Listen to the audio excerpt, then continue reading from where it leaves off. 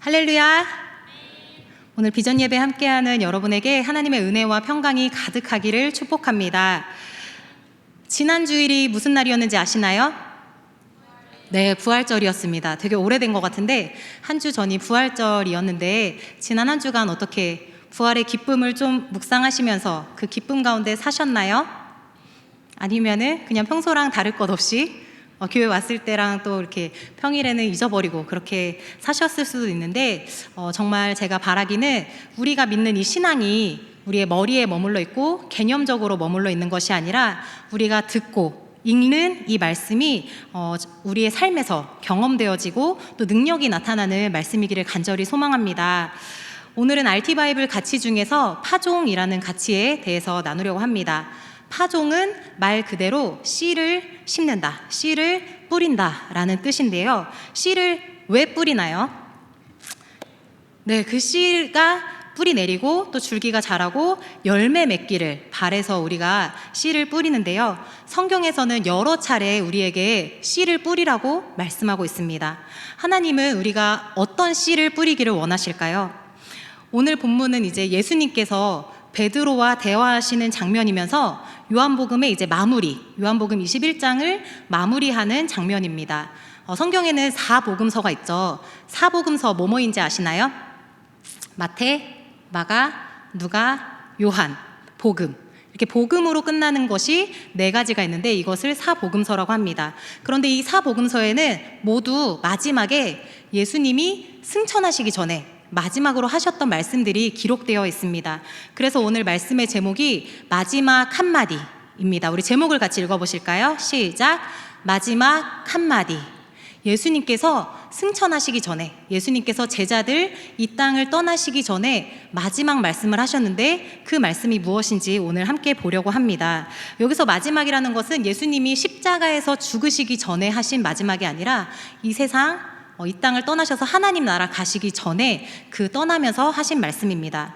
우리 여러분은 이제 사랑하는 가족이나 친구들, 사랑하는 사람을 떠나기 전에 한마디만 해야 한다면 어떤 말을 하실 것 같으신가요?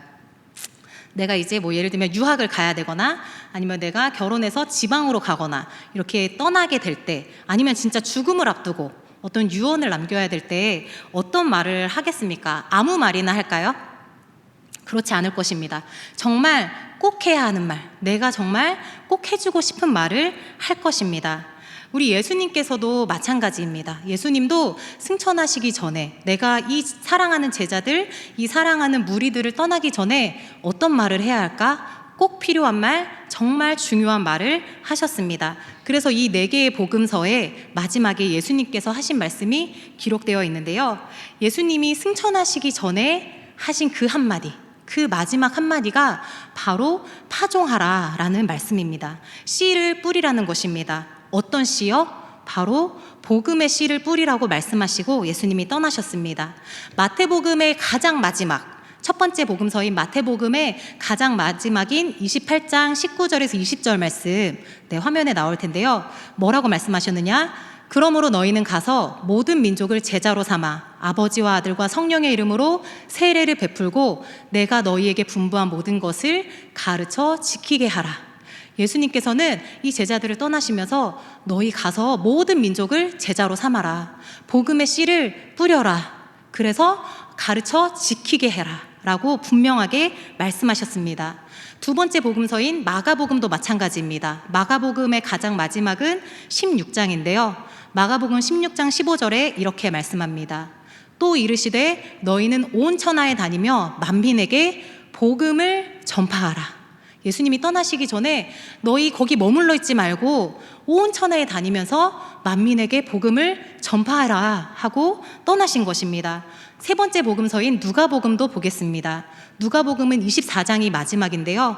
누가복음 24장 47절 48절에 말씀합니다. 또 그의 이름으로 죄사함을 받게 하는 회개가 예루살렘에서 시작하여 모든 족속에게 전파될 것이 기록되었으니 너희는 이 모든 일의 증인이라. 너희가 이 복음이 모든 민족에게 전파되기까지 증인이 되어야 한다. 즉 다시 말해 너희가 증인으로서 복음의 씨를 파종해야 한다 라고 예수님이 말씀하신 것입니다. 마태, 마가, 누가 이 세 명의 복음서 기자들이 예수님이 마지막으로 하신 말씀이 뭐냐면 복음의 씨를 뿌리라는 것이다 라고 기록하고 있습니다. 그런데 오늘 우리가 보는 본문은 네 번째 복음서인 요한복음입니다. 우리가 사복음서 아까 네 가지가 있다고 말씀드렸는데 이 세 개 중에 마태, 마가, 누가 이 네 개 중에 이 세 개의 복음서는 공관 복음이라고 합니다. 오늘 약간 성경 공부 같은 말씀을 전하게 되는데요. 마태, 마가, 누가 이 세 가지는 복음서 중에서도 공관 복음이라고 합니다. 같은 관점에서 말씀이 쓰였다는 것입니다. 이 공관 복음에는 오늘 우리 본문인 요한복음은 포함되지 않는데요. 왜냐하면은 요한복음은 다른 관점에서 쓰였기 때문입니다. 마태, 마가, 누가 복음은 예수님이 하신 일, 예수님이 하신 말씀, 그 행적을 그대로 기록하고자 애를 썼다면은 요한복음은 다른 관점에서 썼습니다. 이 네 개 복음서 중에서 요한복음이 가장 마지막에 쓰여졌다라고 알려져 있는데 이미 요한이 요한복음을 작성할 때에는 마태, 마가, 누가 복음이 쓰여져서 널리 읽히던 시대였습니다. 그때 요한은 다시 이 복음서를 쓰면서 이제 다른 관점으로 씁니다. 요한은 예수님이 행하셨던 일보다도 그 일을 왜 행하셨는지, 예수님이 어떤 비유의 말씀을 하셨다면 왜 그 말씀을 하셨는지 의미에다가 중점을 두고 복음서를 기록했습니다. 그래서 요한은 사건 중심이 아니라 의미 중심의 요한복음을 기록했는데요. 예수님이 예를 들면 수많은 기적을 행하셨어요. 근데 그 중에서 요한복음 읽어보시면 기적이 7개만 기록되어 있습니다. 예수님이 행하셨던 수많은 기적 중에 7개만 기록하면서 왜 그 기적들을 행하셨는지, 그 기적이 중요한 게 아니라 그걸 통해서 무엇을 말씀하고 계시는지 그 의미에 중점을 두고 복음서를 기록했습니다. 그래서 오늘 본문인 요한복음 21장도 마지막이긴 하지만 다른 복음서와는 다른 내용이 기록되어 있습니다. 아까 다른 복음서 3가지 읽었듯이 예수님이 승천하시기 전에 너희가 모든 민족에게 가서 복음을 전해야 한다. 제자들을 대상으로, 여러 사람을 대상으로 마지막 한마디를 하셨는데 오늘 요한복음 21장에서는 예수님이 베드로에게 하시는 말씀, 제자들 전체가 아니라 베드로와 1대1로 대화하시는 장면으로 마지막을 장식하고 있습니다. 오늘 그 말씀을 함께 나누려고 합니다. 그런데 이 말씀도 잘 보시면 예수님께서 베드로와 1대1로 하시는 말씀이지만 결국 그 내용은 복음을 전해야 한다. 파종에 대한 말씀입니다. 사랑하는 청년 여러분, 사랑하는 비전마을 여러분, 여러분은 마음의 소원이 있으신가요? 네, 마음의 소원이 다들 있으실 거예요. 어떤 소원이 있으신가요? 나는 이제 좀 청년이 되었는데 뭔가 이성 친구를 좀 잘 만나고 싶다 하는 소원이 있을 수도 있고, 또 돈을 많이 벌고 싶은 소원이 있을 수도 있고, 내가 취업 준비를 하고 있고 아니면 직장 생활하고 있는데 이게 좀 잘 풀렸으면 하는 소원 있을 수도 있고, 또 건강하고 싶은, 아프지 않고 좀 건강하게 살았으면 좋겠다 하는 여러 가지 소원들이 있을 수 있는데, 저는 바라기는 그 모든 소원도 물론 필요하겠지만 그것보다 내가 예수님을 더 알고 싶습니다 하는 소원이 저와 여러분에게 있기를 소망합니다. 여하튼 우리들이 이제 다양한 소원들을 가지고 있는데 우리 하나님도 소원이 있으세요. 우리 하나님의 소원이 무엇인지 아시나요? 디모데전서 2장 4절 말씀을 함께 읽겠습니다. 같이 읽습니다. 시작. 하나님은 모든 사람이 구원을 받으며 진리를 아는 데에 이르기를 원하시느니라. 자, 이 말씀을 보시면 하나님의 소원이 무엇일까요? 모든 사람이 구원받는 것, 원하시느니라 라고 기록되어 있잖아요. 하나님이 무언가를 원하시는데 정말 부족함이 없으시고 능치 못함이 없으신 그 하나님이 원하시는 게 있대요. 뭐냐면 모든 사람이 구원받기를 원하신다. 하나님의 소원이라는 것입니다. 베드로후서 3장 9절에도 말씀합니다. 베드로후서 3장 9절 말씀도 함께 읽겠습니다. 시작. 주의 약속은 어떤 이들이 더디다고 생각하는 것 같이 더딘 것이 아니라 오직 주께서는 너희를 대하여 오래 참으사 아무도 멸망하지 아니하고 다 회개하기에 이르기를 원하시느니라. 이 말씀에서도 하나님이 원하신다고 하는데 하나님의 소원이 뭘까요? 아무도 멸망하지 않고 다 회개하기, 다 구원에 이르기를 원하신다는 것입니다. 이 당시에 예수님이 이제 승천하시면서 내가 다시 올 것이다 라고 약속하고 가셨는데 그 베드로후서 말씀 아직 띄워주세요. 네, 예수님이 다시 올 것이다 하고 가셨는데 어떤 사람들은 이제 생각하는 거예요. 예수님 금방 오실 것처럼 말씀하시더니 왜 안 오시지? 예수님 약속 안 지키시는 거 아니야? 왜 이렇게 예수님 약속을 늦게 지키시는 거야? 라고 생각하는 사람들을 향해서 이 말씀을 기록한 것인데, 예수님은 너네가 생각하는 것처럼 더디 오거나 약속을 안 지키시는 것이 아니라 모든 사람이 회개하고 구원받기까지 오래 참고 계시는 것이다 라고 우리에게 말씀하고 있는 것입니다. 예수님, 하나님의 소원은 모든 사람이 구원받는 것, 모든 사람이 구원에 이르는 것, 그것이 하나님의 소원입니다. 하나님은 여기 예수마을교회 2시 예배에 와서 예배 드리는 사람들 뿐만 아니라 지금도 밖에 어딘가에서 홍대에서 놀고 있는 그 사람들, 지금도 제주도에서 여행하고 있는 그 사람들, 아니면 아파서 누워있는 사람들, 열심히 돈 벌기 위해서 일하고 있는 사람들, 누구도 소외되지 않고 하나님 앞에 나와서 구원받기를 원하신다는 것입니다. 그러면 우리가 질문하게 됩니다. 하나님은 능치 못함이 없으신데 그럼 하나님이 모든 사람이 예배 드리게 하시면 되지, 모든 사람이 구원받게 하시면 되지, 왜 가만히 계시는가? 왜 하나님은 기다리고만 계시는가? 라고 생각할 수 있는데, 하나님이 이 세상을 구원하시는 방법, 하나님이 사람들을 구원하시는 방법은 전도이기 때문입니다. 고린도전서 1장 21절 말씀 함께 읽겠습니다. 시작. 하나님의 지혜에 있어서는 이 세상이 자기 지혜로 하나님을 알지 못하므로 하나님께서 전도에 미련한 것으로 믿는 자들을 구원하시기를 기뻐하셨도다. 하나님은 이 사람들을 구원하시는데 어떤 방법을 통해서 하냐면 전도의 방법, 전도의 미련한 방법으로 한다는 것입니다. 우리가 생각할 때는 너무 미련해 보이는 거예요. 이 방법 말고, 내가 가서 전하는 거 말고 하나님이 일하시면은 더 놀라운 일들이 일어날 것 같은데 이거 좀 무식한 방법 아닌가? 이거 좀 미련한 방법 아닌가? 라고 생각하는데, 하나님은 그 전도라는 방법을 통해서 영혼들을 구원하시는 것, 그것이 하나님의 뜻이라고 말씀하고 있습니다. 씨가 이제 열매가 되기 위해서 심겨지고 자라는 것이 저절로 되는 것이 아니고 뿌리는 사람이 있어야 됩니다. 물론 이제 민들레처럼 이렇게 자기가 바람에 타고 날아가서 뿌려지고 꽃이 피고 이런 경우도 있긴 하지만, 대부분의 경우는 씨 뿌리는 사람이 필요한 곳에 씨를 뿌려야지, 그리고 가꿔야지 그곳에서 뿌리 내리고 줄기가 자라고 열매를 맺게 됩니다. 하나님께서는 오늘도 이 씨를 뿌릴 사람을 찾고 계십니다. 전도의 방법을 통해서 내가 세상을 구원할 것인데 이 전도할 사람들을 오늘도 찾고 계시는 것입니다. 그리고 오늘 본문에서 예수님께서는 베드로를 그 씨 뿌릴 사람으로 세워 가십니다. 우리 오늘 첫 번째 주제를 같이 읽어보겠습니다. 시작. 씨 뿌리는 자를 부르심. 예수님께서는 이제 이 전도의 씨를 뿌리기를 원하시는데 씨 뿌릴 자를 부르셨습니다.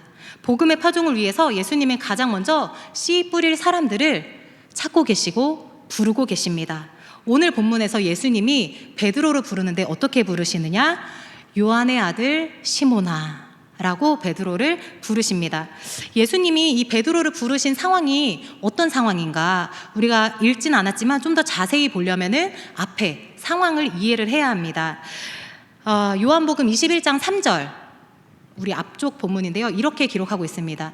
시몬 베드로가 나는 물고기 잡으러 가노라 하니 그들이 우리도 함께 가겠다 하고 나가서 배에 올랐으나 그날 밤에 아무것도 잡지 못하였더니, 여기 21장 3절을 보면은 베드로가 이제 다른 제자들과 함께 물고기를 잡으러 갈릴리 바다에 배를 띄웁니다. 원래 어부이던 베드로가 예수님을 만난 후에는 그 어부의 직업을 내려놨었잖아요. 배와 그물을 버려두고 예수님을 따라서 예수님의 제자가 되었는데, 예수님이 십자가에서 죽으시자 베드로가 따르던 선생님이 더 이상 없었던 거예요. 게다가 예수님이 십자가에서 죽으시기 전에 베드로에게 너가 나를 모른다고 3번 부인할 것이다 라고 이미 예언의 말씀을 하셨는데, 베드로가 그때 어떻게 반응했냐면 아닙니다 주님, 제가 주님과 함께 죽을지언정 저는 절대 주님을 배신하지 않을 것입니다 라고 호언장담했습니다. 그런데 어떻게 되었나요?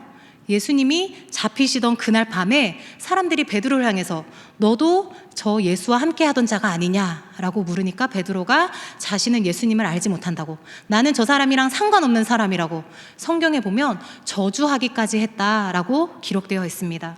그렇게 베드로는 자기가 믿고 따랐던 예수님, 근데 그 예수님이 죽으시고 또 자기가 부인했고 그런 상황들 속에서 삶의 모든 희망을 잃어버리고 또 사명을 잊어버리고 오늘 본문으로 돌아와서 본업인 어부의 생활로 바다에 배를 띄웠습니다.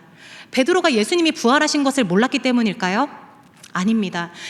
지금 21장이잖아요. 20장 말씀, 더 앞에 있는 20장 말씀에 보면 이미 제자들은 부활하신 예수님을 만났습니다. 베드로도 무덤에 가서 예수님이 부활하신 것을 보았습니다.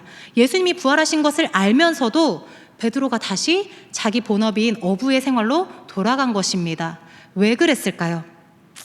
자기가 다시 예수님의 제자로 살아갈 염치가 없었기 때문입니다.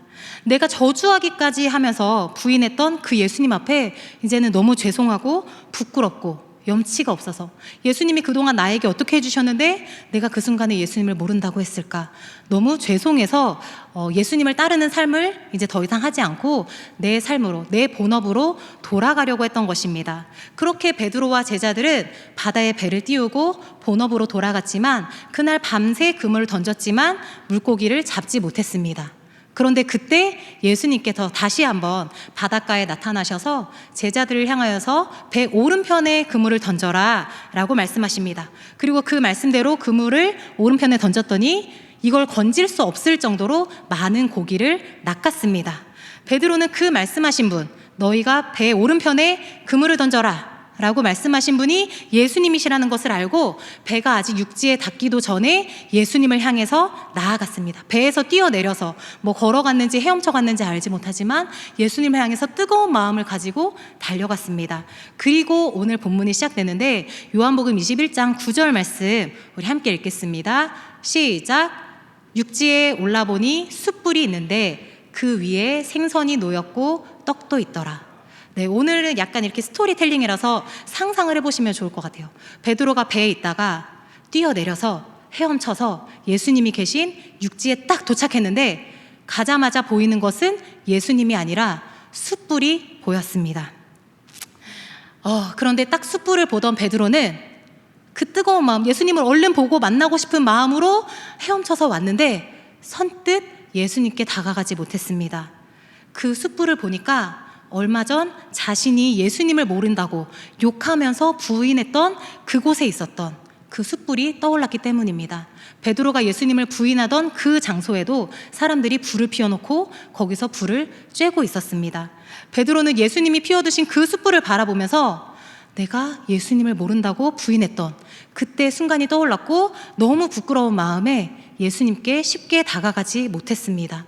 그렇다면 왜 예수님은 이 숯불을 피워놓으셨을까요? 이 시간대가 지금 밤새 물고기를 잡았는데 못 잡았기 때문에 새벽이었고, 새벽이니까 이제 제자들 몸을 좀 따뜻하게 녹이기 위해서 숯불을 피워 놓으셨을 수도 있고, 또 제자들을 위해서 떡과 생선을 굽고 계셨는데 그걸 굽기 위해서 피워 놓으셨을 수도 있습니다. 그런데 우리가 성경 말씀을 읽으면서 또 요한은 의미 위주로 말씀을 기록했다고 했잖아요.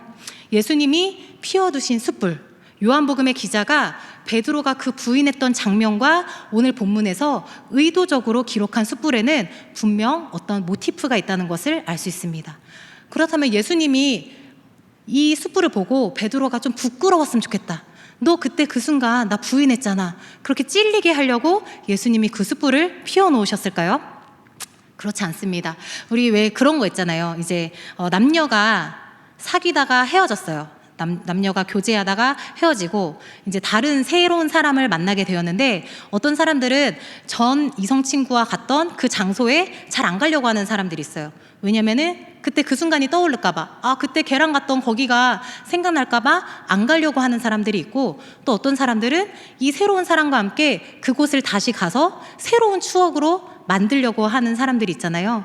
예수님도 마찬가지입니다. 예수님이 그걸 보면서 너 그때 그랬잖아, 찔리라고 하신 게 아니라 너 그때 그랬지만 그때 그 자리가, 그때의 숯불은 실패의 숯불이었지만 이제는 나와 함께 새로운 숯불, 새로운 시작을 만들어 보자 하는 의미에서 숯불을 피워두신 것입니다.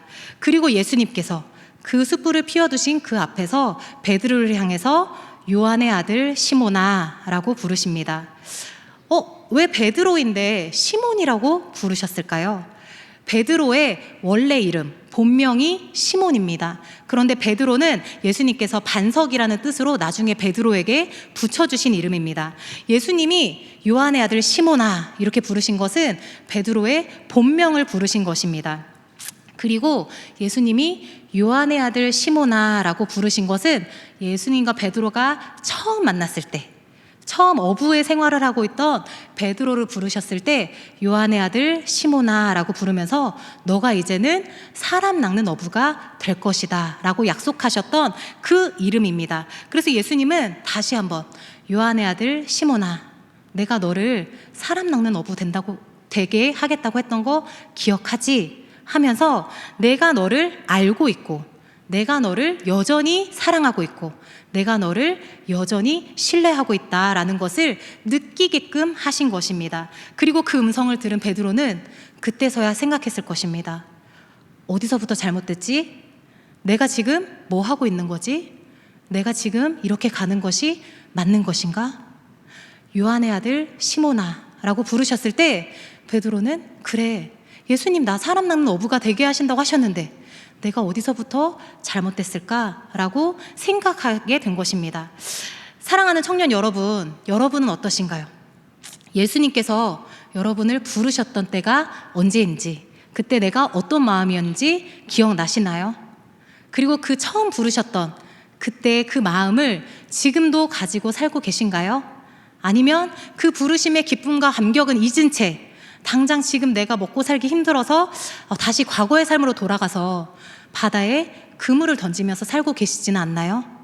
오늘도 예수님은 우리를 부르고 계십니다. 내가 너를 만났을 그때, 내가 너에게 첫 기쁨을 주었을 그때, 그때가 기억나지 않니? 하면서 부르실 때 그 음성에 아멘하고 기쁨으로 반응하며 나아가는 우리 청년 공동체가 되기를 소망합니다. 우리 이번에는 두 번째 주제를 같이 읽어보겠습니다. 시작. 씨 뿌리는 사명을 맡기심. 예수님께서 이제 베드로를 다시 부르셨습니다. 과거의 삶으로 돌아가지 말고, 너 어부의 삶으로 돌아가지 말고, 너 혼자 먹고 살기 위해서 아등바등하던 그때로 돌아가지 말고, 내가 너를 불렀던, 내가 너에게 소명을 주었던 요한의 아들 시몬아라고 불렀던 그때를 기억해라 라고 예수님께서 부르셨습니다. 그리고 예수님께서 이렇게 요한의 아들 시몬아라고 부르신 예수님께서 물으십니다. 15절 말씀인데요. 우리 한번 같이 질문을 읽어보실까요? 시작. 내가 이 사람들보다 나를 더 사랑하느냐? 나를 사랑하느냐 물으시고 16절에서 한 번 더 물으십니다. 내가 나를 사랑하느냐? 17절에서 한 번 더 물으십니다. 내가 나를 사랑하느냐? 똑같은 질문을 3번 반복하십니다. 이 숯불을 보면서 내가 그때 잘못했었는데, 내가 그때 예수님한테 무슨 짓을 한 거지? 이렇게 떠올랐던 베드로에게 예수님은 너가 나를 사랑하느냐? 라고 3번 물으시면서 다시 한번 베드로가 자신이 예수님 모른다고 3번 부인했던 거, 그 장면을 떠올리게 하십니다. 이번에도 마찬가지로 너 그때 왜 나 모른다고 3번이나 부인했냐? 책망하시는 것이 아니라 너가 나를 사랑하느냐? 그것이면 충분하다 라고 용서의 메시지를 던지십니다. 하나님의 사랑은 완전하고 부족함이 없는 완벽한 사랑이지만 우리가 하는 사랑은 불완전한 사랑일 수밖에 없습니다. 막 사람의 사랑은 내가 다시는 평생에 없을 것 같은 그런 뜨거운 사랑을 하다가도 배신하는 사랑이고, 사랑하는 사람을 이용하기도 하고, 내가 사랑한다고 하는 그 사람에게 상처 주기도 하는 연약한 사랑입니다. 그런데 우리 주님께서는 우리에게 그 하나님의 사랑만큼 완벽한 사랑을 요구하시는 것이 아니라 주님을 사랑하고자 하느냐?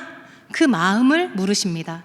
여러분은 오늘 이 시간 예수님께서 너가 나를 사랑하느냐? 라고 물으신다면 뭐라고 대답하실 것 같나요? 너가 나를 사랑하느냐? 그럼 어떤 청년들은 네 주님, 제가 주님 사랑합니다.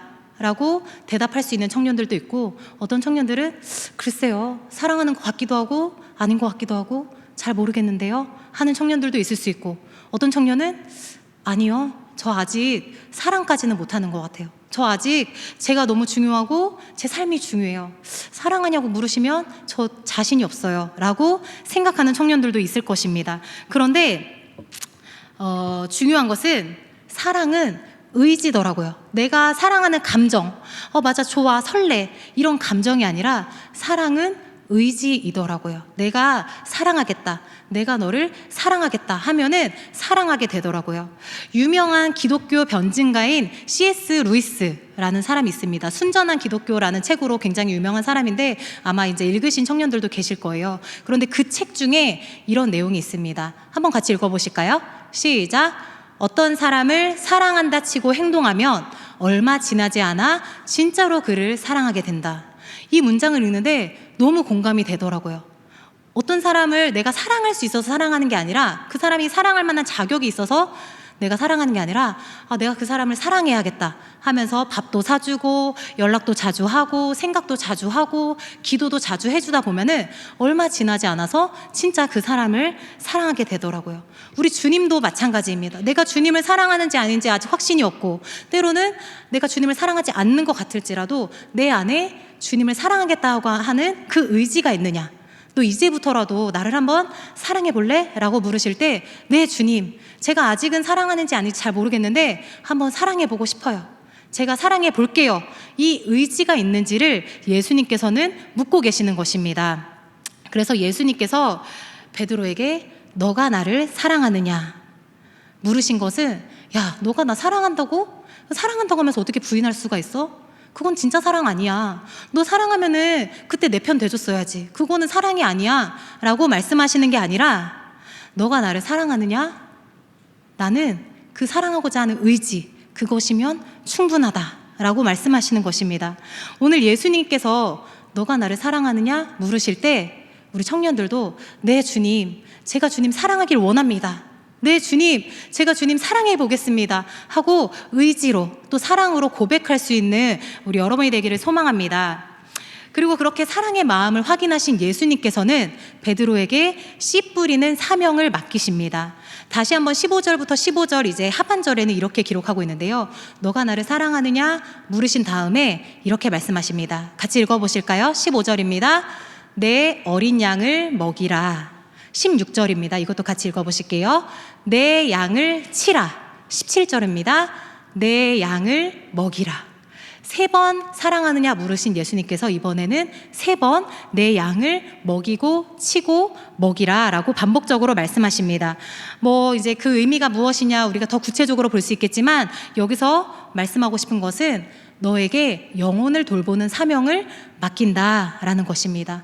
어린 양, 청소년 양, 어른 양, 내가 너에게 이 양을 먹이기를 그 사명을 맡긴다라는 말씀입니다. 우리가 이제 신앙생활하다 보면은 소명이라는 말을 쓸 때도 있고 사명이라는 말을 쓸 때도 있잖아요. 이 소명과 사명의 차이가 무엇인지 아시나요? 소명과 사명은 차이가 있는데, 교회 안에서 어쩔 때는 반대로 의미가 막 쓰일 때도 있고 아니면 똑같은 의미처럼 쓰일 때도 있는데, 소명은 부르심을 받는 일이고 사명은 그 부르심을 받은 사람에게 주어지는 임무입니다. 간단하게 말해서 소명은 부르심, 사명은 임무, 이렇게 생각하시면 됩니다. 소명은 예수님이 베드로를 부르신 것, 요한의 아들 시몬아, 너가 나를 사랑하느냐? 라고 부르신 것이 소명이라면, 그렇다면 너가 내 양을 먹여라 라고 임무를 맡기신 것이 사명입니다. 하나님이 모세를 부르실 때도 마찬가지예요. 떨기나무 앞에서 모세를 부르셨잖아요. 그게 소명이라면은 너가 이제 이스라엘 백성, 애굽에서 고통당하고 있는 이스라엘 백성을 구출해 내어라 라고 임무를 주신 것이 사명입니다. 바울도 마찬가지입니다. 예수님 믿는 사람들을 잡아서 핍박하던 바울을 예수님께서 부르셨죠. 사울아 사울아 네가 나를 왜 핍박하느냐 라고 부르신 것이 소명이라면은 너가 이제 이방인에게 복음을 전하는 사도가 될 것이다 라고 임무를 주신 것이 사명입니다. 그런데 어떤 사람들은 하나님이 나를 부르셨다라는 그 소명은 있는데 사명과는 무관하게 살아가는 사람들이 많습니다. 주님이 나를 부르셨는데 나는 내가 살고 싶은 인생을 계속 살고 있는 것입니다. 하나님이 사명을 주시고자 하는데 저 그건 너무 부담돼요. 그건 제 일이 아니에요. 하면서 사명은 거부하고 있는 것입니다. 저는 이제 말씀 전하는 중에 설교 중에 제 개인적인 이야기를 잘 안 하는데 오늘은 주제와 관련이 있어서 잠깐 나누려고 합니다. 저는 원래 여러분처럼 예수마을교회 청년이었습니다. 여러분처럼 예배하는 예배자였고 또 예배 인도하는 찬양 인도자였고 목자 사역을 감당했었고 디렉터 사역을 감당했던 그런 청년이었습니다.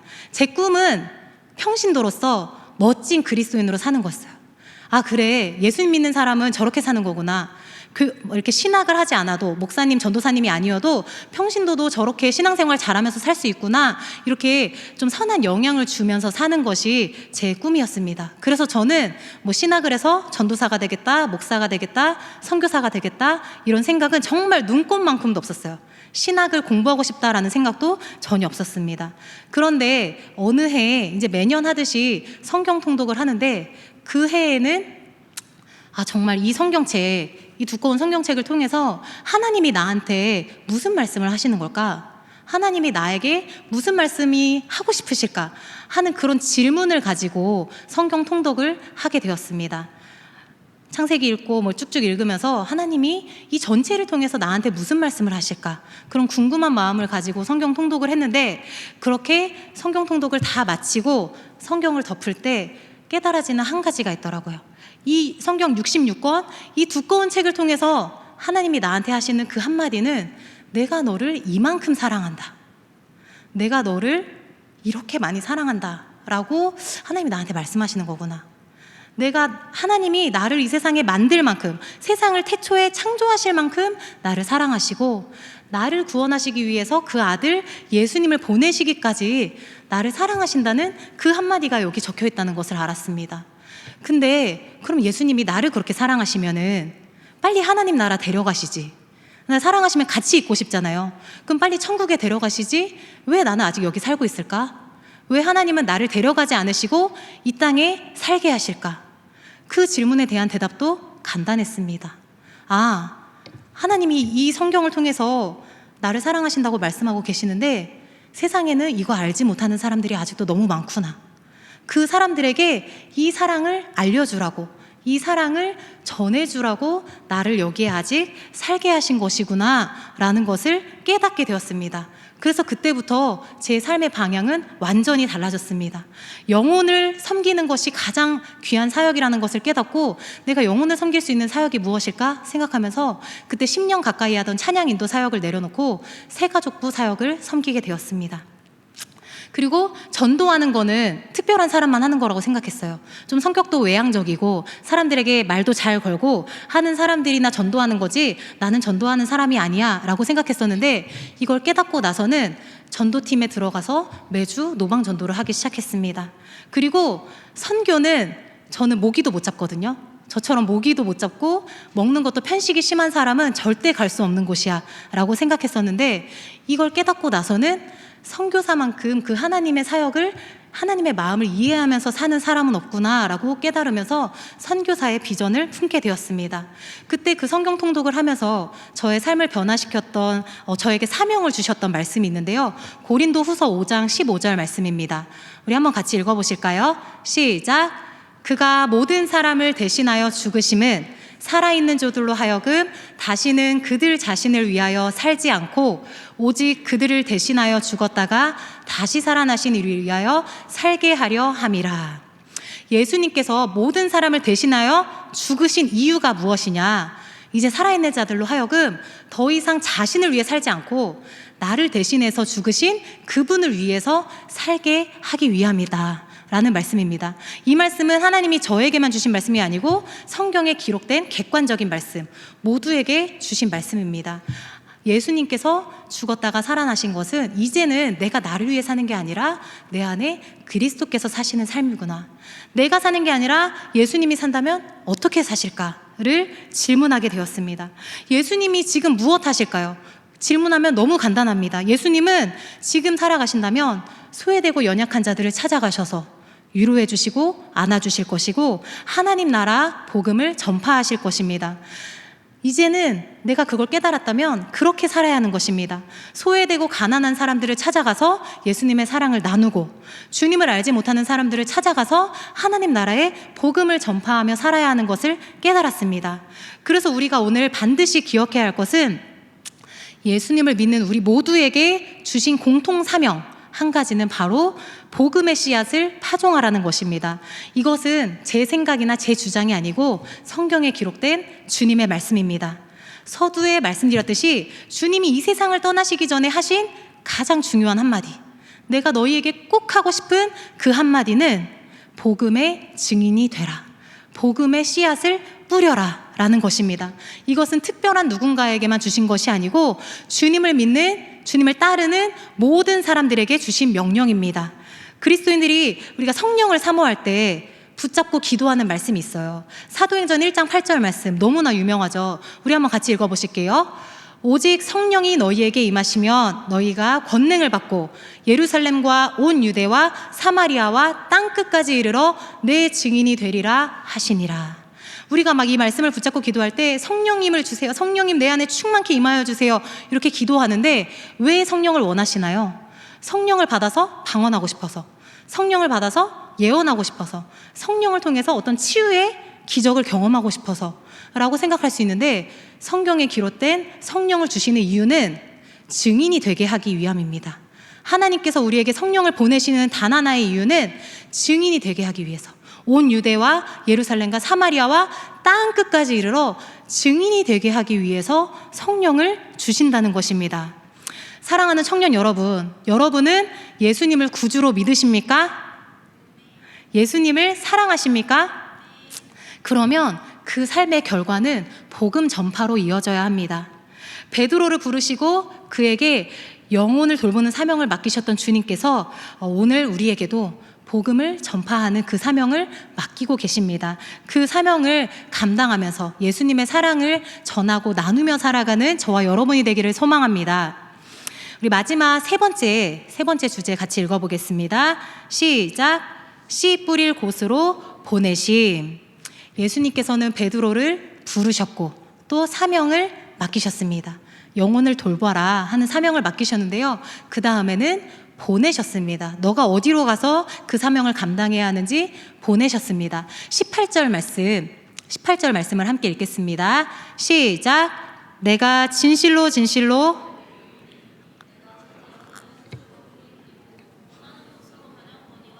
늙어서는 내 팔을 벌리리니 남이 내게 띠띠우고 원하지 아니하는 곳으로 데려가리라. 베드로를 띄워놔주세요. 베드로를 부르시고 사명 맡기신 예수님께서 이제는 너가 어디로 갈지 말씀하고 계십니다. 너가 사명을 받기 전에는 스스로 띠띠고 원하는 곳으로 다녔지만 이제는 너 팔을 벌리리니 너가 가고 싶은 대로 가는 게 아니라 다른 사람이 너에게 띠띠우고 너가 원하지 않은 곳으로 데려갈 것이다. 너가 원하지 않은 곳에 가서 그 사명을 감당해야 한다라고 하는 주님이 선교 명령을 하고 계십니다. 19절 말씀을 보면 이 말씀을 예수님께서 하신 이유는 베드로가 이 복음을 전하다가 어떠한 죽음으로 하나님께 영광 돌리게 될 것을 알려주십니다. 베드로가 순교하게 될 것을 예언하신 말씀입니다. 그런데 예수님께서 너가 이제 원하지 않는 곳에 가서 이 사명을 감당해야 돼 라고 하시면서 19절 마지막에 이렇게 말씀합니다. 나를 따르라 라고 말씀하십니다. 베드로야, 너 저기 가서 그 사명을 감당해야 돼. 너 혼자 할 수 있어 라고 주님 말씀하시는 게 아니라 나를 따라와. 내가 먼저 갈 테니까 나를 따라와 라고 말씀하십니다. 그 말은 베드로가 가는 길보다 먼저 앞서서 우리 예수님께서 가신다는 것입니다. 우리 주님께서는 우리에게 그 사명을 맡겨주시면서 너 혼자 할 수 있어 라고 하시는 것이 아니라 앞서 가시면서 따라오라고 말씀하십니다. 마태복음 28장의 마지막 한마디에서는 더욱 구체적으로 말씀하십니다. 마태복음 28장 18절에서 20절 말씀, 조금 길지만 우리 한번 같이 읽겠습니다. 시작. 예수께서 나와 말씀하여 이르시되 하늘과 땅의 모든 권세를 내게 주셨으니 그러므로 너희는 가서 모든 민족을 제자로 삼아 아버지와 아들과 성령의 이름으로 세례를 베풀고 내가 너희에게 분부한 모든 것을 가르쳐 지키게 하라. 볼지어다 내가 세상 끝날까지 너희와 항상 함께 있으리라 하시니라. 아멘. 18절 말씀 다시 띄워주시겠어요? 예수께서 말씀하십니다. 하늘과 땅의 권세가 내게 주셨대요. 여기서 네 개가 누구예요? 네? 예수님. 하늘과 땅의 권세가 우리에게 있는 게 아니라 예수님께 주셨습니다. 그런데 예수님이 하늘과 땅의 권세를 가지신 분인데 우리한테 명령하시는 거예요. 가서 모든 민족 제자로 삼고 가르쳐 지키게 하라 라고 명령을 하셨어요. 그 다음 20절 말씀 띄워주시겠어요? 볼지어다 내가 세상 끝날까지 너희와 항상 함께 있으리라. 하늘과 땅의 권세를 가지신 예수님께서 너희 그 사명을 주셔놓고 너네 하늘과 땅의 권세를 그럼 우리한테 주시던가 우리가 할 수 있도록 주시던가. 근데 예수님이 갖고 계시면서 우리에게 그 사명을 주시는 거예요.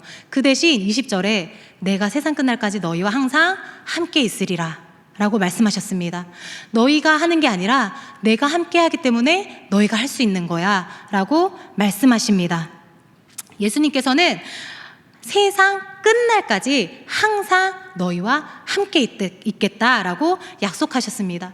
우리가 복음 전파의 그 사명을 감당할 수 있는 것은 주님께서 보내시는 곳으로 아멘 하고 갈 수 있는 것은 주님께서 우리보다 앞서 가시면서 나를 따라와 라고 말씀하시기 때문이고 하늘과 땅의 모든 권세를 가지신 예수님께서 우리와 항상 함께 하시기 때문입니다. 사랑하는 청년 여러분, 복음의 씨앗을 뿌리는 것은 제 이야기가 아니고 또 어떤 누군가 일부에게만 주어진 것이 아니고 모두에게 주신 예수님의 명령입니다. 주님을 사랑하는 모든 사람들에게 주신 사명입니다. 우리는 모두 복음을 전하는 전도자가 되어야 하고 주님을 모르는 사람들에게 사랑을 전하는 선교사가 되어야 합니다. 오해하지 마세요. 제가 지금 여러분에게 모두 그래서 해외 선교사가 되어야 합니다 라고 말하고 있는 것이 절대 아닙니다. 우리 모두가 해외 선교사가 되어야 하는 것은 아니지만 우리 모두는 선교사가 되어야 합니다. 이게 무슨 뚱딴지 같은 소리입니까? 선교사라는 것은 복음을 전하며 사는 사람들입니다. 우리 모두가 이제 해외로 나가서 복음을 전해야 하는 것은 아니지만 우리가 살아가는 그 삶의 자리에서 복음을 전하는 선교사로서 살아야 합니다. 복음을 전하는 방법은 다양합니다. 그 전도지를 이렇게 준비해서 선물을 준비해서 주면서 예수님 믿고 구원받으세요 라고 전할 수도 있고요. 또 내가 특별히 예수님 믿으세요, 우리 교회 오세요 라고 말하지는 않지만 평소에 말이나 행동을 통해서 풍겨지는 분위기를 보고 예수님 믿는 사람은 뭔가 다른데? 예수님 믿는 사람은 저런 거구나 라고 간접적으로 그리스도의 향기를 풍기면서 사는 것도 선교사의 삶입니다. 가정에 만약에 믿지 않는 가족들이 있다면 예수님의 마음으로 살아감으로써 복음을 전해야 하고, 우리 직장 가운데 예수님 믿지 않는 사람들이 있다면 선교사로서 세상 사람들과는 구별된 모습으로 예수님 믿는 사람 뭔가 다르구나 보여줄 수 있어야 하고, 우리 친구들과 사적으로 만나는 자리에서도 주님이 주시는 기쁨, 그 친구들은 알지 못하는 그 평안함, 주님이 주시는 그것을 전할 수 있어야 합니다. 사랑하는 여러분, 여러분의 삶은 선교사의 삶입니까? 아니면 지금 나 하나도 정말 살아가기 힘든, 하루하루 버겁게 살아가는데 어떻게 내가 선교사로서 살라고 그렇게 말씀하시는가 하는 부담이 드시나요? 당연히 부담이 될 거라고 생각합니다. 너무나도 이해합니다. 그런데 성경에 분명히 말씀하고 있고, 예수님께서 승천하시기 전에 마지막으로 하신 말씀이 너희는 복음을 전해야 한다라고 말씀하신 것입니다. 제가 이렇게 주님이 말씀하신 것을 여러분 힘든 거 공감하니까 막 감해서 전할 수는 없잖아요. 저는 주님의 말씀을 최대한 그대로 전하고자 합니다. 지난번에도 이제 목자들이랑 잠깐 나눴었는데, 제가 이제 전도사로서 또 설교자로서 이 하나님의 말씀을 전하다 보면은 삶의 자리에서 인내해야 하고 양보해야 하고 또 때로는 내려놓아야 합니다. 이렇게 전하잖아요. 그런데 막상 이제 청년들이 삶을 나눌 때 그 말씀을 듣고 좀 어려운 상황이 있었는데 참았습니다. 좀 어려운 상황이 있었는데 그 말씀을 기억하면서 내려놓았습니다. 이렇게 말하면은 막 기쁘기보다는 너무 미안하더라고요. 너무 안타깝더라고요. 진짜 언니로서, 누나로서 왜 자꾸 우리 아이들만 손해봐야 하는가? 왜 우리 청년들만 힘들어야 하는가? 라는 마음이 드는 것이 솔직한 인간적인 마음입니다. 그런데 분명히 하나님께서는 그런 모습을 다 보고 계시고 다 알고 계시고 하나님께서 선한 길로 인도해 주실 것이라 믿습니다. 우리가 복음을 전하는 그 선교사로서 살아가는 것도 정말 어렵고 남들보다 더 많이 희생해야 되고 더 많이 시간을 들여야 하는 것이지만 오늘 말씀처럼 주님께서 우리보다 앞서가시기 때문에 또 주님께서 우리와 동행하시기 때문에 힘 주시고 능력 주셔서 능히 감당하게 하시고 또 그 가운데 세상이 알지 못하는 기쁨, 세상이 줄 수 없는 평안함이 우리 가운데 채워질 줄 믿습니다. 이제 말씀을 마치려고 합니다. 우리 찬양팀, 반주팀 나와주시고요. 오늘 함께 찬양하기를 원하는데요. 하나님의 열심이라는 곡입니다. 아마 우리 비전 예배 때는 같이 부른 적이 없는 곡인 것 같은데 이 가사가 오늘 말씀을 너무나 잘 담고 있어서 함께 나누기를 원해요. 후렴 가사를 잠깐 띄워주시겠어요? 조금 느린 듯해도 기다려주겠니? 이 부분. 조금 느린 듯해도 기다려주겠니? 조금 더딘 듯해도 믿어줄 수 있니? 다음이요. 네, 너가 가는 그 길 절대 헛되지 않으니 나와 함께 가자. 그 다음이요. 앞이 보이지 않아도 나아가 주겠니? 이해되지 않아도 살아내 주겠니? 너의 눈물의 기도 잊지 않고 있으니 나의 열심으로 이루리라. 이런 가사인데 저 처음에 이 찬양을 들었을 때 제 삶에 대한 어떤 위로의 찬양처럼 들렸어요. 아, 그래, 내가 막 열심히 기도하고 있는데 내 삶에 나아지지 않는 부분들, 오랫동안 기도했는데도 응답이 없는 것 같은 부분들, 그래, 하나님이 나에게 이렇게 응원해 주시는구나, 조금 느린 듯해도 기다려 주겠냐고 말해 주시는구나. 처음에는 이렇게 들었었는데요, 이 찬양을 듣고 또 가사를 묵상하다 보니까 물론 삶에 대한 위로일 수도 있지만 복음 전파하는 데 있어서 포기하지 말라라는 메시지라는 것을 깨달았습니다. 왜냐하면 2절 가사에 이렇게 되어 있기 때문입니다. 혹시 2절 가사 띄워주실 수 있나요? 하나뿐인 사랑아, 이 장이거든요. 네, 2절 가사에 하나뿐인 사랑아 너에게 부탁이 있다. 길 잃어 지친 영혼 돌아보라. 나의 품으로 안기어라 하면서 조금 느린 듯해도 기다려주겠니? 그 복음 전파의 일이, 복음의 씨앗을 뿌리는 것이 열매가 없는 것 같아도 기다려주겠니? 믿어줄 수 있니? 내가 이룰 것이다 라고 말씀하신다는 것을 깨달았습니다.